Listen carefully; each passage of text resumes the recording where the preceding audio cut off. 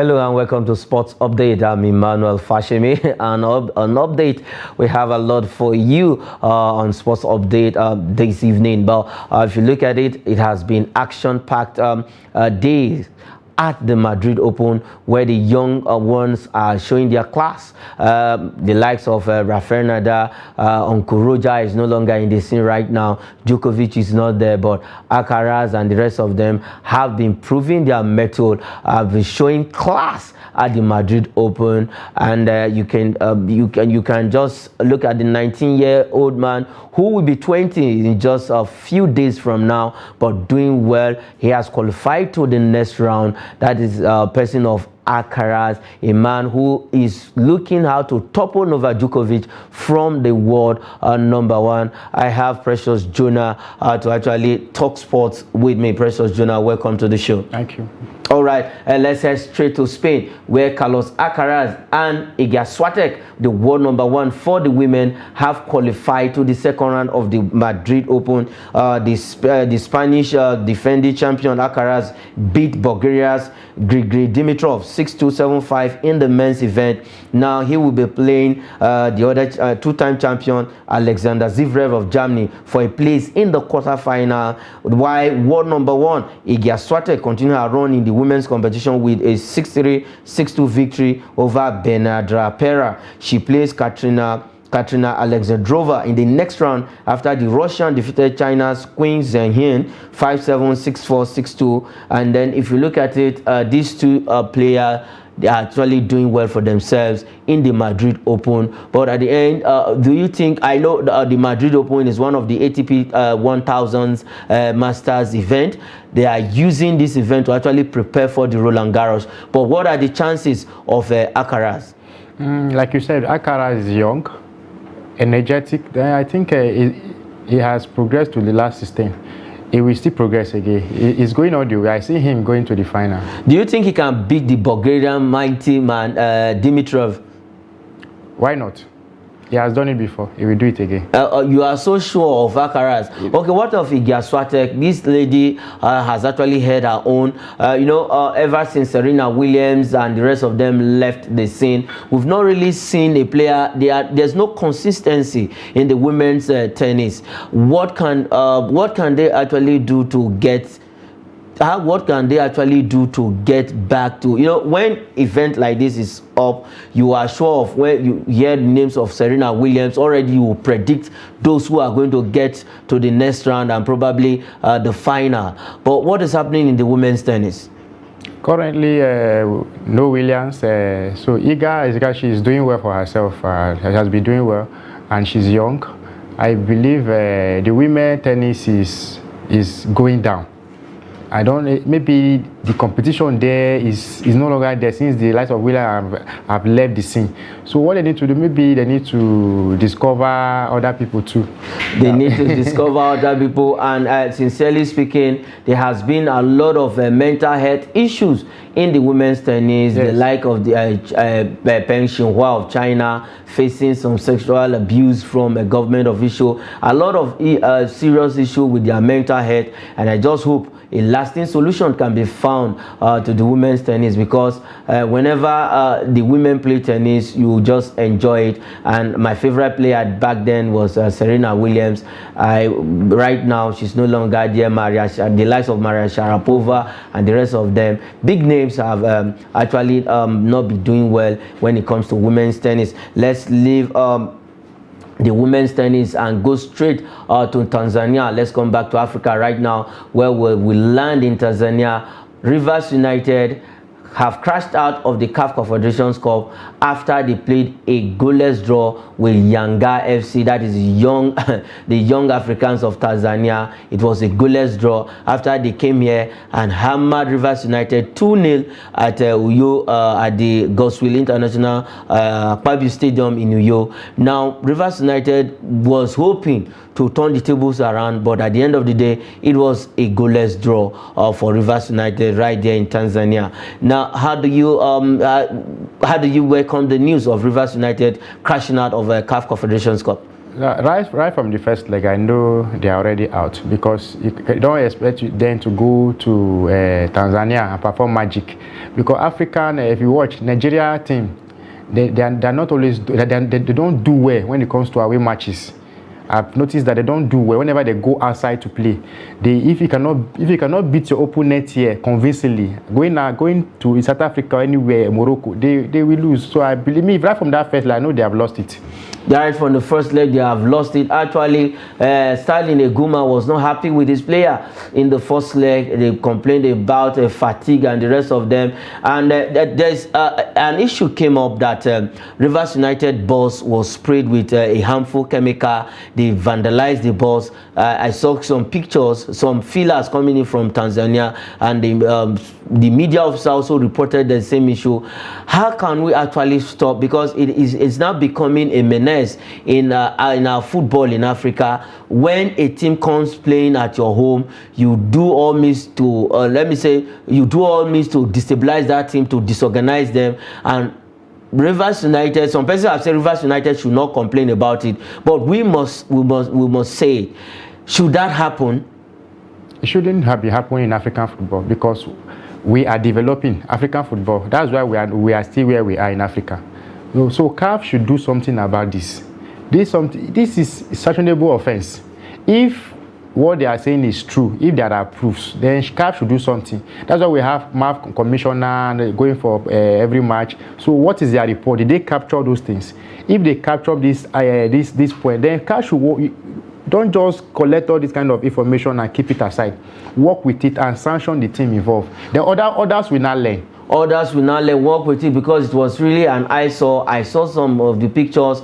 The bus was not in good shape. The players had to scamper, they run for their dear lives, and they were not given the best of welcome. If actually by what we heard and what we saw, if it is true, and then I think CAF should wake up and find a lasting solution to this. Punish teams that are found culpable, and let's have respect in African football. We can no longer, we cannot toe this line. We cannot be, our football cannot develop if we continue to do things like this. And we are painting our continent to the world in a very bad light. I just pray that we have a lasting solution to this issue. And for Rivers United, they should try next time. They still have the chance to win the league if they can make the Super 6 and then probably win the Super 6. They will still represent Nigeria when it comes to the continent. Let's leave Tanzania and head straight to Zambia. Let's go straight to Zambia, where the African under 18 and under 20 championship, that athletics championship, is going on. And for Nigeria,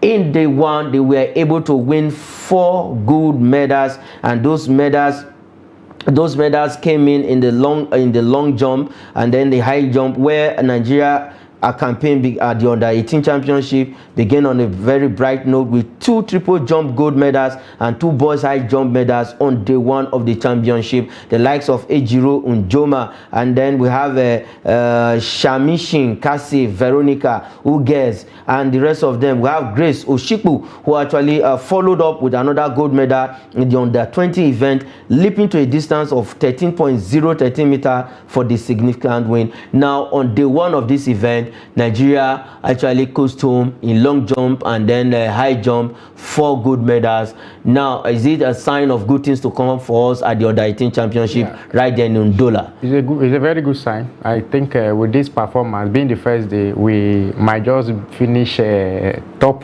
of the standings by the end of the tournament. Okay, if you say we are going to finish top of the standings, the last edition right there in Cote d'Ivoire, Nigeria came 3rd overall, winning bronze overall behind South Africa and Kenya, and you know why those ones why they are ahead of Nigeria. But with the level of preparation, they picked some athletes from the National Sports Festival, and there was a trial head in Kaduna State, and then the last one they had was at Delta State Asaba, using in fact, using international class facilities that was used at the last National Sports Festival that happened in Asaba. But with the level of preparation, the AFN spokesman Onikeku has come out to say, okay, they are fully prepared. Can we actually go? They want four medals for day one, not just medals, gold medals for that matter.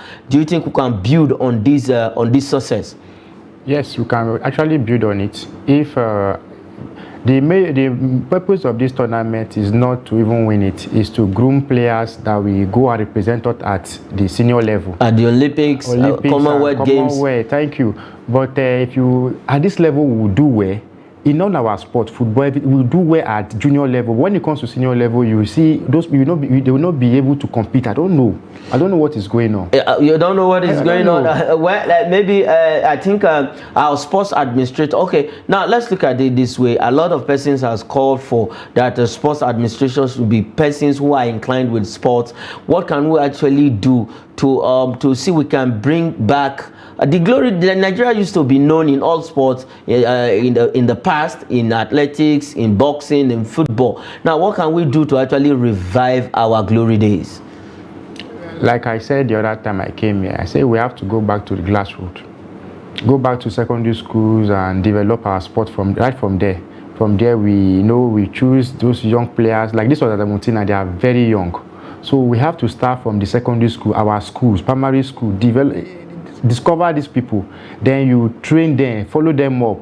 Then not that at some stage you just leave them you abandon them. Then they will be discouraged. They will be discouraged. I remember when I was in secondary school, we used to have school inter-house sport. Also yes. At primary school, we used to have school inter-sports where various schools would come together in athletics. Though me, I don't know how to run. I used to play football. That was my own sport. But at the end of the day, you see a lot of us who actually showed interest. We could not make it because we don't have one godfather or godmother or somebody who could push us. But I think it's our time. We need to look beyond all of that and then get Nigeria back to where it used to be. Right there at the under 18 and under 20 championship, these athletes are young. The likes of Favor Philly, I see Brumers, Kevo, and the rest of them were discovered from the under 20 championship, and today their name rings bell when it comes to athletics in the whole world. I just pray these ones that are right there in Ndola, Zambia, will also do Nigerian proud and come back with a lot of medals, and probably, like Precious said, we finish overall winner of the event by coming back home with overall gold, and at the end of the day we'll just celebrate, and then probably we already have, that means we'll have those who represent us at the Paris 2024 Olympic, which is just a year away from now. Let's leave Ndola right about now and head straight up to Italy, where Salernitana actually spoiled Victor Osimhen Scudetto celebration after they played a 1-1 draw with Napoli. Now, quickly, Precious, Napoli fans, before that game, there were a lot of celebrations outside, and the celebration increased when they got some feelers that Inter Milan has actually hammered Lazio, that is following them 3-1, and they expect once Napoli wins Salernitana, all they just need to do is to celebrate. They will have 6 matches to spare, but they never knew that this young man has something under his sleeve that he was going to spoil. He was going to spoil the party for them. But sincerely, for Victor Osimhen and Napoli, celebration was called short because of that draw. Yes, this is not the first time it's happening to Napoli. This has been their problem every season and every season.